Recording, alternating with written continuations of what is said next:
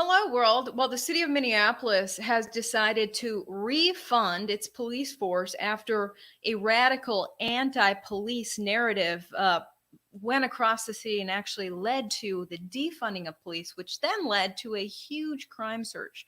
I looked at some stats over 2020 and 2021 compared to 2019, and it appears that an additional 80 people in Minneapolis lost their lives after the defunding of police.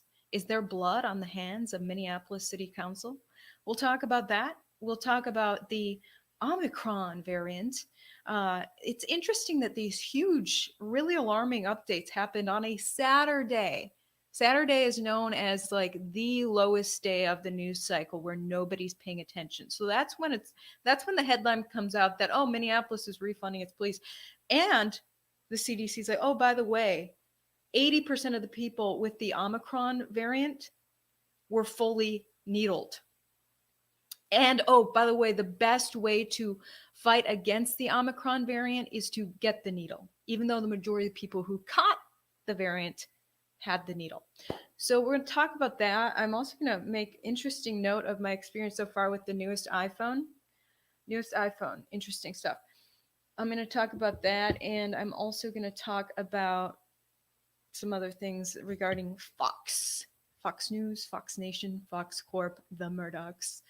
We're going to talk about this. So, first of all, before we get into it, I got to shout out the sponsor of my coverage, Noble Gold. Something's not adding up, is it? Stocks are at record highs, but the government just borrowed $5 trillion. Inflation is transitory, but just went up to 6.8%. How much did your wages go up? Gas, electricity? A precious metals IRA with Noble Gold will help you avoid the worst of this. And this month, Noble Gold is giving away a free America the Beautiful solid silver 5-ounce coin with any qualifying plan you start. So start by calling 877-646-5347 or visit their website, which is linked in my description, noblegoldinvestments.com. All right, I want to get into these news headlines. And before I do, don't you guys dare comment on my jewelry one more time with conspiracy theories. I love unique jewelry. Jewelry stands for ivory. It also stands for opening your eyes and seeing things clearly. But you guys are always throwing conspiracy theories out about my jewelry. But anyway, if you look at who I am, it's a funny thing. Anyway, so here's the deal with Minneapolis police. Over the weekend on Saturday, the Star Tribune dropped its big headline about refunding the police, which, by the way, is major news. And I wasn't seeing headlines from the major TV stations there in regards to getting the funding back to the police department and in regards to going back to the pre-George Floyd era. So Star Tribune, which is the major newspaper in Minneapolis, puts out this subtle headline on Saturday when nobody consumes news. And their headline is Minneapolis police spending rises as defund movement fades. Some council members lament the increase, though they made few efforts to reduce it. So some members of Minneapolis City Council are saying, we hate this. You should not refund the police. The police are corrupt. Please don't give them any more funding, but we're not going to do anything about it. And part of why they're probably not doing anything about it is because some of the most radical anti-police city council members in Minneapolis were actually voted out of office this election cycle. So it's really interesting if you look at the news coverage of this battle over whether to refund the police, get them back to their previous status, or just do away with them and bring in this public safety office instead of a police department. They held public hearings about it, and some of the most vocal people at those hearings were highly anti-police. News reporting says that the majority of the people testifying at public hearings were about doing away with police, and they were very outspoken, but the people casting the votes sent a clear message that they did not want to do away with police. In fact, people casting their ballots voted out the council members who were most anti-police, and voted against defunding the police. So as far as replacing, the police have already been Minneapolis partially defunded its police a while ago, but the new vote was whether to just completely replace the police with a public safety office instead. And I believe it was 56% of the vote was for keeping the Minneapolis Police Department. So that's just really sounds like what my experience in Minneapolis was too. Is some of the most radical people are very present. They know how to grab the media's attention and make themselves heard, but they're a smaller percentage of people compared to the people who are a little more common sense and like, well, police are actually, their primary job is to protect us, so we probably shouldn't do away with them. And so I actually looked at the crime statistics in Minneapolis, and murders and homicides or murders dramatically increased after the Minneapolis police were partially defunded. So Minneapolis police, their numbers went down. Let's see. It says here, KARE 11, my former employer, used to work for the NBC affiliate KARE 11 in Minneapolis, and they reported that prior to George Floyd's death, Minneapolis had 834 officers on the force. Now there are 653 officers. So they went down by a couple hundred. What is that? I think by a third. The Minneapolis police went down in numbers. Now they're looking to hire, now that they've been refunded, they're looking to hire an additional 160 to 200 officers. A desire to hire after 56% of Minneapolis voters voted in favor of keeping the department. Now, looking at crime statistics, PBS did some interesting coverage in which they said that the north side of Minneapolis saw a 200% rise in gunfire in the pandemic compared with a dozen-year average before the pandemic. Now, crime rates in many cities increased during the pandemic, so you have to think about was this the reduction of the police force that led to so much crime in Minneapolis, or was it the pandemic? It was probably a combo. But gunfire rose by 200%. After decades of declining violent crime, PBS reports Minneapolis recorded 84 murders last year, up from 48 in 2019, and a toll not seen since a dark chapter known as the Murderapolis years. The 67 murders so far in 2021 are on pace to surpass that. Now, this article was written in September. I just checked the Minneapolis crime stats directly with the Minneapolis police, and so far there are 91 homicides year to date in 2021 in Minneapolis. The year's not even over yet, and already 91 people have been killed in Minneapolis compared to 2019, when only 48 people lost their lives due to murder. So the murder rate jumped dramatically, nearly doubled in 2020, and now has just about doubled in 2021. 2021's not even over. It'll probably have more than doubled by the end of this year in Minneapolis. So it's like, is blood on the hands of Minneapolis City Council for deciding to dramatically reduce the police force. I spoke with people who live out there, and they described Minneapolis as like the Wild West now. Like, people just know not to go out at night, not to be on the street at night. You know, don't walk from your car down the street somewhere, or you know something bad may happen to you because the police Police are not really out and about these days. So, and yeah, someone was saying their mom won't even like go for a walk anymore and things. So, Minneapolis finally decided, you know what, we are going to refund our police department. It says here on the Star Tribune article, Mayor Jacob Fry, I've interviewed him. He was a city council member when I worked there. Now he's the mayor. And he looks just like the Prime Minister of Canada. It's pretty funny.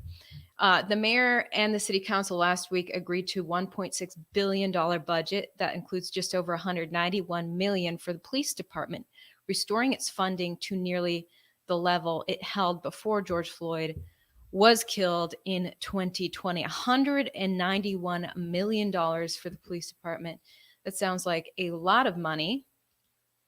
And some people there are very upset. And one of the council members who was voted out of office left jobless. Did I get muted again? There's something weird is going on with my system lately. My last live stream muted multiple times. It mutes on its own, and I literally have to go click the unmute button. But anyway, you guys are saying I am muted right now, but it's not showing that I'm muted. So let me know if you can hear me. You can hear me now. Okay, good. All right. So I wanted to show you guys some FBI crime statistics because just looking at the crime data over the years is pretty insightful. Here it is.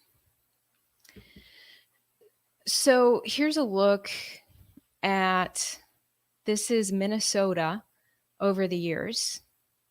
And you can see the 1990s were a whole lot worse than today. I'm looking at this, I'm like, well, what was happening in the 1990s? So the red is actually the United States overall. The blue is the 1990s. And you can see here from 2020, it shows there was a big jump up from 2019. Crime got a lot worse in Minneapolis. Not really notably that worse nationwide, but in Minnesota, you see a big curve up, but it's still not as bad as back in 2006 and back throughout the 90s. It was terrible. Previous years, Minneapolis was called Murderapolis. But yeah, I just thought that was very interesting to look at those stats. Anyway, now Minneapolis is getting back to its old ways of having a fully funded police department. Now, one of the council members who was voted out of office is still speaking to the media saying, I'm against this. This is not cool to give police this much funding. And police keep getting more funding year after year. But crime was also reducing year after year. So maybe that funding was doing something. And then they did a dramatic cut in 2020. And now we're seeing crime go crazy. I also recently some body cam video of Minneapolis police was released. Now, you guys remember the fiery riots, businesses were getting broken into and burned down, just random businesses. People went absolutely nuts in Minneapolis. My former intern sent me video. She was out there at the scene. I was like, oh my gosh. People just lighting buildings on fire everywhere. My sister has a business out there, and she was warned, like, you might want to board up your business, and police are not going to help your business if someone decides to go break into it and burn it down because they're just doing that to everyone. So fortunately she survived just fine, and her business did. But amid those days when the rioters in Minneapolis were going absolutely nuts and just destroying innocent businesses, there was some body cam video of what Minneapolis police were up to during that time. Body cam video from 5 days after George Floyd's death at the very end of May. And it's very interesting video. I think I'll show it to you. It led one sheriff to say, absolutely disgusting. There's a headline, absolutely disgusting, published in Rolling Stone. Local sheriff rips Minneapolis police over protester hunting scandal. So police were out there hunting protesters. And I'm going to show you what the body cam video looks like because I don't know, it caused me to raise my eyebrows as well. All right, guys, here it is. This is allegedly May 30th, 2020, 5 days after George Floyd died. All right, we're rolling down Lake Street. The first fuckers we see, we're just hammering them with 40s. Yes, sir. Is that a good copy? Okay, that's first video. They're rolling down Lake Street, one of the main streets in Minneapolis, ready to basically hit the protesters with non-lethal bullets. The first protesters they see. Okay, let's see this next one.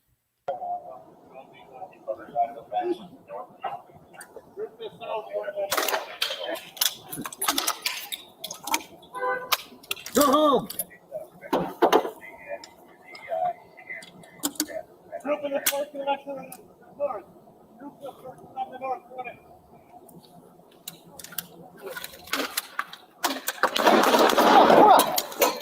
Shots fired! Shots fired! Okay, that is insanity, you guys. This Minneapolis police officer, did you see he shoots? Look at these guys right here. They are minding their own business, walking away from the police officer down the street on a quiet, empty street, and he nails them with some non-lethal ammo and yells, "Go home." Like, what is that? You see the guy literally go, oh, like he just got hit. And then later on, it looks like someone was like firing back at police. I was like, what is going on in Minneapolis? Like that is not normal. And that does not seem like what police should be up to. I think during that time, there may have been a curfew, and that's, he was trying to get everyone to go home. But do you just roll down the street firing non-lethal ammo at people who are not obeying the curfew? That was like insanity to me. These people who are moseying down the street with like some takeout in hand get nailed in the back by non-lethal ammo. I was just like, what is going on? There was one more video. Is this it? Yeah. You have failed us as civil servants! What the fuck are we gonna do to you? We're out here peacefully protesting! This is fucking America! We can say what we want!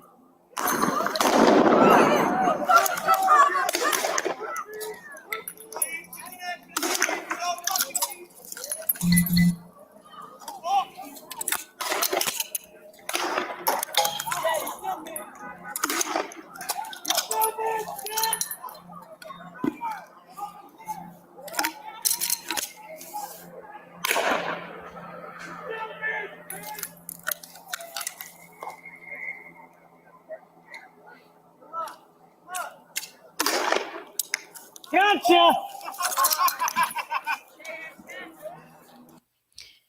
Yeah, so I don't know. This chick was yelling that like we're peacefully protesting. We can do what we want. This is America. And then there's like an explosion. And I don't know if she lit a firework off or if police did. And then this officer starts shooting at them as well. So I don't know. It was just like weird times in Minneapolis. To me, it looked like protesters and police were way out of hand.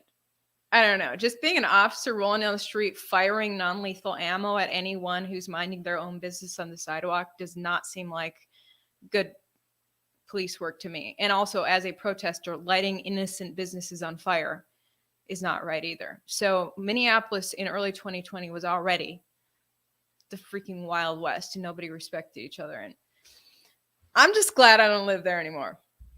So that's what's going on in Minneapolis. And I want to switch to the Omicron variant because it's pretty fascinating to me that going into the weekend again, Fridays and Saturdays, if you want to drop news that nobody pays attention to and keep your news real low key and non-dramatic, you drop it on a Friday or a Saturday. And that's what the CDC did when it decided to let people know that, in fact, 80% of the people who caught the new variant were fully needled. They had fully gotten it in the arm. Now, it's unclear how many people got it in the arm for a third time, but the CDC is saying the best way to defend yourself against this variant is to get it in the arm, even though the vast majority of the people who got sick from the variant had already gotten it in the arm. Now, logic would make you think, well, if anything, I'd be more likely to get to catch this new variant if we're looking at the percentage of people who caught it. The only 20% of people who hadn't gotten in the arm got sick from the new variant. So you would think, well, maybe I'll be less likely to get the variant based on the numbers if I haven't had it in the arm. But really, that may not be the truth either. Honestly, it sounds like the variant is just affecting everyone equally. I mean, if you look at the numbers of people across America who've gotten it in the arm, what is it, 70 something now? Edging up to like 80% of people. So really, the percentage of people who've gotten it in the arm and the percentage of people who've gotten sick, everyone's just getting this variant equally. If anything, you're a little more likely to catch the variant if you have gotten it in the arm, looking at the numbers the CDC is putting out, which by logic would mean, I'm sorry, I'm looking at your comments. I thought I was muted again. By logic, that would tell you that there is zero benefit to getting it in the arm, but instead the CDC today, in its fancy new webpage that it has dedicated to Omicron, it says that your best defense against it is to get it in the arm. Does that make any sort of logical sense to you guys? Very interesting times. And now it's very interesting to me that the CDC seemed to keep it remarkably real, noting, even though they dropped that news on the day when nobody's paying attention to the news.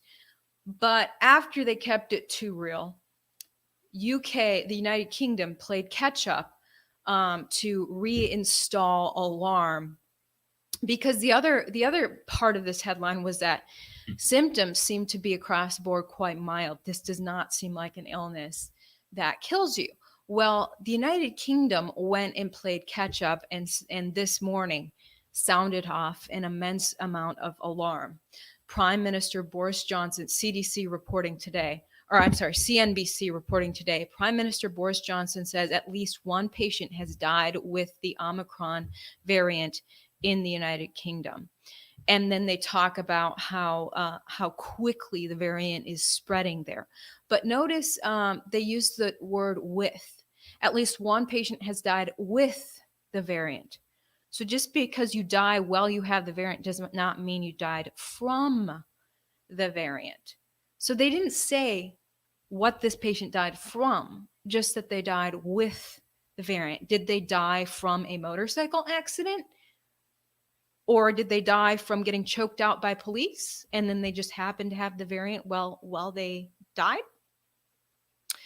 Or maybe they died of old age related complications, like the first guy in Texas. The first guy in Texas to die of COVID was 97 years old, already bedridden with a bunch of illnesses. And then he happened to catch the illness and finally die with the illness. And all headlines broke loose, all alarming headlines in Texas broke loose that, the illness is really here. So you really need to, hunker down in your house because someone has just died with this illness. Granted, he was 97 and already had a bunch of other illnesses too, but, and that's the mind games that the news plays with you. And And I was assigned to that story, covering Texas's first illness death. And, I was just a straight shooter with the facts, and you just have to trust that the public's going to keep everything in mind that, okay, this guy was 97. He had other complications, but all the other media hysteria, it just caused such a panic in the public. And I was like, oh my gosh, this is insane. And then actual treatments that work started getting suppressed. And now we still have a low death rate. It's still less than 2% of people that die of this illness, but it would be a lot lower if people were actually able to get effective treatment for this illness. But unfortunately, some of the treatments that work best are being highly suppressed, and misinformation is being spread about them, which is leading to escalating death rates, especially when hospitals leave a patient to die instead of actually giving the treatment that the patient wants. So it's really a horrifying era that we are in world history. But yeah, Boris Johnson, you wouldn't believe what they're saying about how quickly this illness is spreading in the United Kingdom. They said it's spreading at a phenomenal rate, and cases were doubling every few days. It is out of control. Every single person practically in the UK seems to be catching this variant, and now someone has died with it. So Boris Johnson said, so I think the idea is this is somehow a milder version of the virus. I think that's something we need to set on one side and just recognize the sheer pace at which it accelerates through the population. So the best thing we can do is all get our boosters. They omit how many people who've had boosters have actually caught Omicron. Now, I actually looked at the data in the United Kingdom on how many people had gotten boosters, and how quickly the illness is spreading. And maybe I can show that to you guys as well. It's just very easy to look up. As you know, it's important to just look up these basic things when you're hearing hysterical headlines. So, if you just Google the illness in the United Kingdom, you'll see that there was actually a big spike. Biggest spike ever was in January of this year, and then it went down. So it appeared that the needle was working. But then, as more people got the needle, it's like, oh, it's going down, it's working. But then there was just this huge resurgence, and that resurgence has not gone away. And at last check, it's really going up. If you're looking at the numbers, but I want to. Now, that's the numbers of actual cases of the illness. Let's look at the numbers of actual people who've had the needle. And you'll see the first needle is light green, second needle is medium green, third needle is dark green. And so you can see there's UK has been doing a great job of getting its third needle. I mean, that number has gone up steadily. So if you look at these needle rates, why on earth was this giant spike? Remember the giant spike and steady steady plateau. I mean, it looks like a flattened curve. If we want to flatten the curve has flattened out high. It went up and it stayed high, and it flattened out high in the United Kingdom. And right now, I mean, it's a jagged high up there, but a high number of illnesses. That's despite this dramatic increase in third needle since mid-September. Mid-September, United Kingdom residents started getting their third needle. And in all those months, or actually it looks like it was beginning of October that people started getting their third needle. November, December, 2 months later, all hell is breaking loose about the Omicron variant. And an immense number of United Kingdom residents have gotten that third needle already, which is supposed to be the magic pill that does the trick against all these variants. It says that 22 million UK residents have had the third needle. So I don't know, guys. You think do you think it's working or what? It doesn't seem like the third needle is making much of a dent. I guess you got to have 100% of people with the third needle, and then probably a fourth. There's already official talk, federal government talk about the fourth needle. But fortunately, CDC is admitting that the symptoms of this new variant seem to be pretty mild, perhaps more like the flu, which is something that my friend Lara Logan was talking about.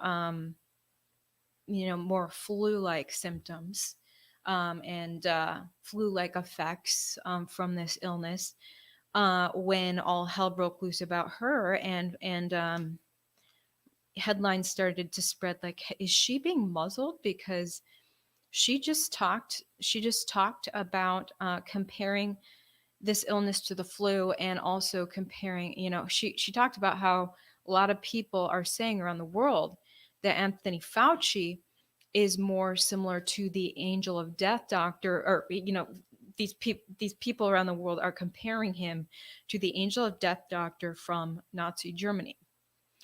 And all hell broke loose about that, and then suddenly you started not seeing her on TV, and these headlines were like, is she being muzzled by Fox because we're not seeing Lara on TV? Well, Lara just told me today that, yeah, Fox is muzzling her. So, big loss for Fox. It's just hilarious to me to think about the Fox bosses right now, because Lara Logan is one of the primary, big shots on Fox Nation. She's a phenomenal journalist. And now, and she's beloved by so many truth seekers. And for Fox to muzzle her is like the worst thing for Fox. I mean, Fox viewers are going to be disgusted to know that they would do that to someone like Lara Logan. And so it's like, oh my gosh, can we muzzle her without people knowing we're muzzling her? Let's try that. Let's try to make both sides happy somehow. And it's just like, dude, this is ridiculous. You're gonna continue to commit suicide, Fox. Yeah, you guys are saying Emerald Robinson too. Yep, Emerald's spokesperson told me that, yeah, she's been like totally muzzled by Newsmax as well, as one of the star faces of Newsmax. And then Fox does this to Lara Logan. Like, goodbye corporate news. You guys are messing up, all because she mentions that people around the world are comparing Fauci to the angel of death doctor from the Nazis. Look, a ton of people in America do not like Dr. Fauci, and she happens to admit that, and then and this happens. So I'm basically like, congratulations, Lara. Get away from that corporation who's swallowing a lot of your money, and make your own independent money, because I can tell you I'm doing fantastic financially after leaving Fox. Being able to make advertising revenue directly rather than that money going to Fox, and then they throw me a few bucks. So anyway, that's just crazy. But I wanted to talk about the new iPhone. I don't know if any of you guys have the new iPhone 13. It was supposed to have a great battery life, and I don't know. So far, it's not impressing me too much. It's my first day using it, and it was operating kind of slow. But anyway, when I unpackaged it, it's so funny to me. I had to tell you guys this note, because when I unpackaged it, this little thing comes with it in the package, and this little part of it jumped out at me. It just says exposure to radio frequency, and I was like, huh? And I'm like, what is going on? The little thing that's in the packaging for the new iPhone. I don't know. It's hard for that to focus. It says exposure to radio frequency right here. And I was like, what the heck? On iPhone, go to settings, general, legal, and regulatory, RF exposure. Or go to apple.com/legal/RF exposure. I was like, wait, Apple has legal stuff regarding radio frequency exposure? Am I going to get radiated by my new iPhone? So of course I went to that website and looked at what Apple was talking about, and I was like, good Lord, my friends who are like super uptight about sleeping with their iPhone in the room. Like, I know there's people who are like, oh, you have to remove your iPhone from the entire bedroom while you sleep because it'll be bad for you if you don't. And I just thought that was goofy. But Apple actually warns about this straight up. So right here, the iPhone, the exposure information. So they're talking about radio frequency RF exposure and the specific absorption rate, like how much your body and your brain absorb the radio frequency. The specific absorption rate is at 1.6 watts per kilogram in countries that set a certain limit. And then in countries that allow more radiation, Apple increases it to 2 watts per kilogram. And I was like, okay, well, that's probably not a lot of radio frequency. And then I like looked up, I was just kind of researching that then. And then there turns out to be like all these studies on radio frequency affecting your brain. And I was like, oh, wow, like official scientific studies, radio frequency electromagnetic field exposure in humans, estimation of the specific absorption rate, distribution of brain effects on sleep and heart rate. And this study literally tells you, that you, in order to get a good night's sleep, in order for that radiation, of certain devices. Now, this study was done before the iPhone even came about. In 2003, this study came out, but it literally right here, watts per kilogram. So watts per kilogram. So right here is 1.6 watts per kilogram is how much radiation this is putting off. And this is saying that 1 watt per kilogram is enough to affect your sleep. In 2 previous studies, we demonstrated that radio frequency electromagnetic fields similar to those emitted by digital radio telephone handsets affect brain physiology of healthy young subjects exposed to radio frequency. Spatial peak specific absorption rate 1 watt per kilogram, either during sleep or during the waking period preceding sleep. So it affects, so this almost double affects my brain physiology. I don't know if it's at 1.6 or at 2 watts per kilogram, but Apple is saying our iPhones put out 1.6 to 2 watts per kilogram of radio frequency. And I was like, dang, so there is totally something to these crazy sounding people who literally don't put their iPhones out of the room when they sleep. I was like, this is insane. There's actual scientific studies on this. And Apple literally puts out a warning about the radio frequency when they sell the phone. Now, I've had iPhones over the course of a decade now. I've been a member of the Apple cult for, I guess, a decade or more. And I was like, I guess I never read this little thing. But it says right there, exposure to radio frequency, and it's legal warning.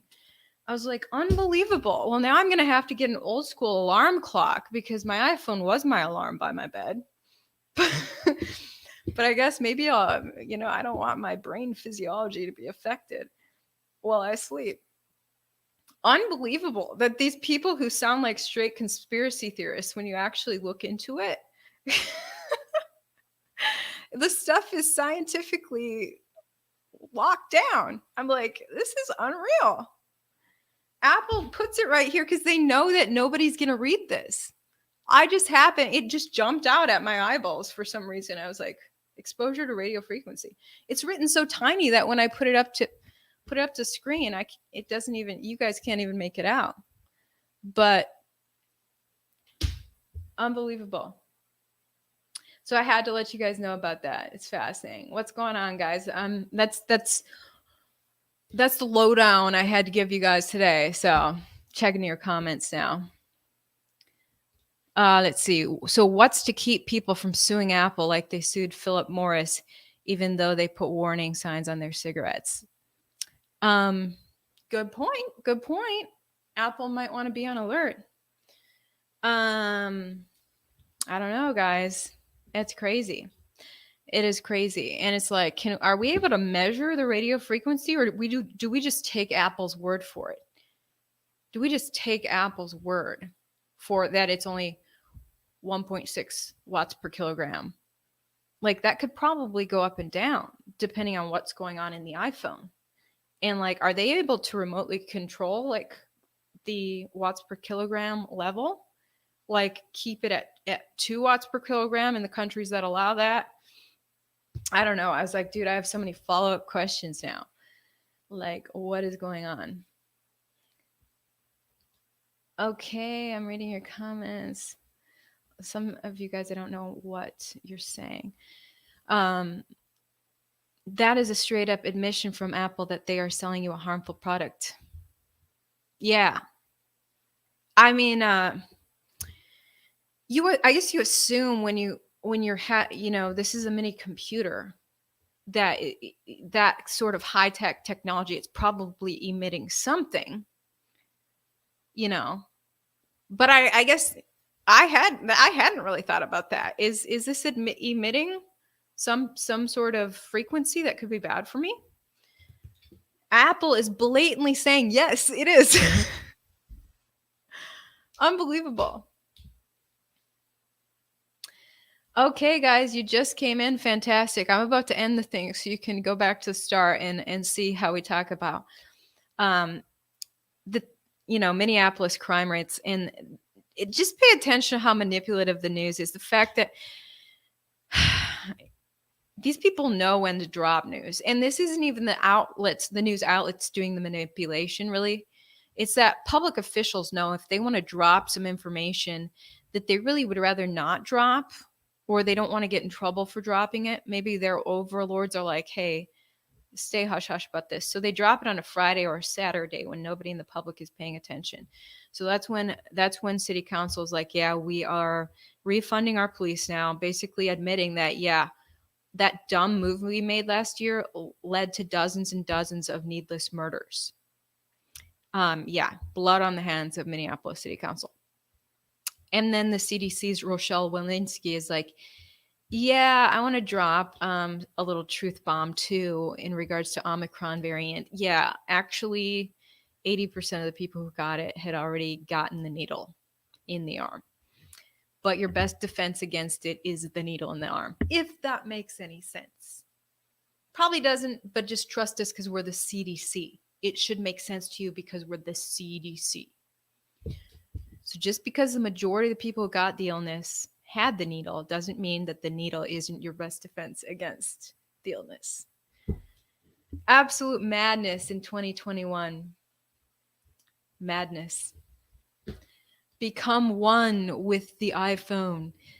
That's how I felt for a long time. I'm such an Apple cult member. The one cult I am a member of is Apple. But after the death of Steve Jobs, its quality has been going down. There's features on it that are really annoying, and it's been hard to remain a cult member. I almost left the cult. And if there's like another new sort of iPhone or phone company that comes out, someone similar to Steve Jobs, if he comes around, who knows how to make a common sense, awesome phone, I will jump ship and get out of this cult. So that's what's up. Hold on, what are you guys saying here? I'm reading your comments. Her versus the SD County Board of Supervisors. She's a good friend of mine. She will impress you. All right, all right. Apple hasn't made it obvious, but technically they don't want us to be holding our phones. So yeah, Apple, it's funny, in Apple's warning that your phone is emitting possibly harmful radio frequencies. If you look up Apple's legal warning on its website about the radio frequencies, it says that its advice to you is to just put the phone on speaker so you don't have to have the frequencies so close to your brain, or you can wear headphones. So that was the advice from Apple. If you need to talk on this radio frequency device, use a speaker on your phone call or use headphones so that your brain is not connected with the radio frequencies. I was like, oh my gosh. Thinking back to all those like hour-long phone calls I've had where I had it to my ear, I was like, my poor brain. Anyway, just had to fill you guys in on that. Hope you guys have a great Monday. I'm going to go play this charity soccer game, or hopefully they'll keep me on the bench because I don't know how to play soccer. But wish me luck. And I will talk to you guys probably tomorrow. Have a good Monday night.